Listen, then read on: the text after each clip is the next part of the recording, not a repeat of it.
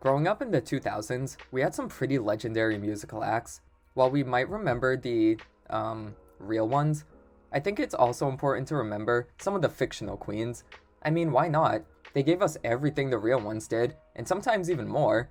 Let's go down memory lane for a minute and pay homage to these legends. Britney from The Fairly OddParents. Britney made her debut in season 3 of The Fairly OddParents. Cosmo invited her to the annual fairy convention, which was taking place in Timmy's bathroom, while Mr. Crocker was over. Now, Britney was the full package, alright?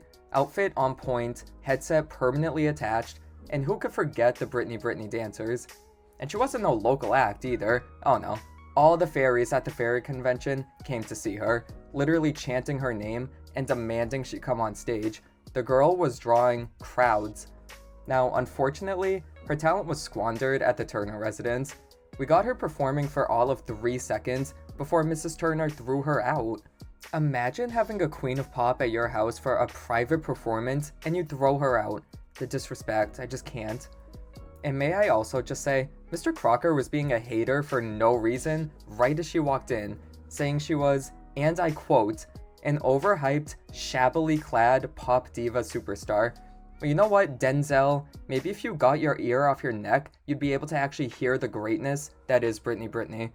She came back in the season 5 episode, The Masked Magician, where she was thrown out of her Vegas show by Mr. Bickles, only to come back as the Platinum Princess to get revenge. This outfit and entrance was everything. The girl literally emerged from the flames in her all-metallic getup and started firing CDs from her arm. Talk about a comeback. Also, add this to the list of cartoons that predicted the future, since the actual Britney would go on to have a Las Vegas residency in 2013. I guess Britney was just ahead of her time. The Fairy Godmother from Shrek 2. Keeping with the fairy theme, we can't possibly overlook the contributions this woman has given to society. Shrek 2 is one of the greatest sequels of all time, and if you disagree, please seek help. Now, was it great because of its script, its stellar animation, its world building? Yeah, sure. But people who truly understand art would know the real reason it's such a great movie is because the Fairy Godmother. Not only was she a devious and hilarious villain, but the girl could perform. Her very first scene is a Disney-esque musical number where she promises to give Fiona a new wardrobe, a rich prince, some glam, and Fiona says no. Look, I get she was with Shrek, so maybe she didn't need a rich prince, but damn, I take the wardrobe at least. Especially coming from the Fairy Godmother, I mean, look at her outfits. She gives looks that put real-life red carpet outfits to shame, especially in 2004. She's got an aesthetic, the whole bubble thing she's got going on is cute, the hair, the wand, just everything that makes a queen of pop. And do I even need to mention her performance of I Need a Hero? As if I need to remind you all of the most culturally significant event of our lifetime, the effects of which we are still feeling to this day. This one scene alone has done more for the gay community than Glad has done in its over 30-year history. Most of the scene isn't even focused on her, but the brief glimpses that we do get, magic. Linda from Phineas and Ferb. Now, it may sound strange to include Phineas and Ferb's mother here, but if you know, you know. Linda may have been your typical Disney Channel mom, going to knitting groups and being completely oblivious to the chaos her children were causing, but she was also a one-hit wonder in the 80s with the song I'm Lindana and I Wanna Have Fun. The song clearly had a cultural impact, being used as elevator music and receiving its very own remix album with translations of the song into a bunch of different languages, an international icon if there ever was one. My only question is why Linda kept this a secret from her family for so long. Now that I think about it, the whole Fletcher family was never transparent with each other. The mother's secretly a one-hit wonder, the platypus is a secret agent, the kids are tearing up the town every day. I think some family therapy may be in order. Courtney Gears from Ratchet and Clank 3. Once again showing the chokehold Ms. Britney Spears had on pop culture in the 2000s, Courtney Gears is, quote, the hottest pop star in the galaxy. In Ratchet & Clank 3, Up Your Arsenal, one of the game's main antagonists, she's hellbent on turning all organic life forms into robots, as she very subtly hints at in her song, Death to Squishies. You know what? I think it's admirable she had a cause that she was willing to die for. It wasn't all that common for pop stars to speak out on social issues in the 2000s, but Courtney stood her ground, and she looked good while doing it. Even Ratchet was a fan of hers. He was very enthusiastic to watch her music video when he stumbled upon it with Clank. And I mean, who could blame him? The song's a bop. And Ratchet does not strike me as a pop lover. I feel like he'd be into hip-hop or alternative music, but he made an exception for Ms. Gears.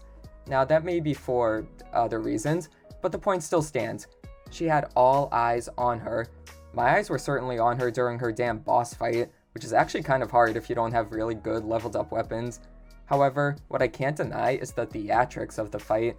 The pink purpley aesthetic, the music, the monitors showing her face, the backup dancers.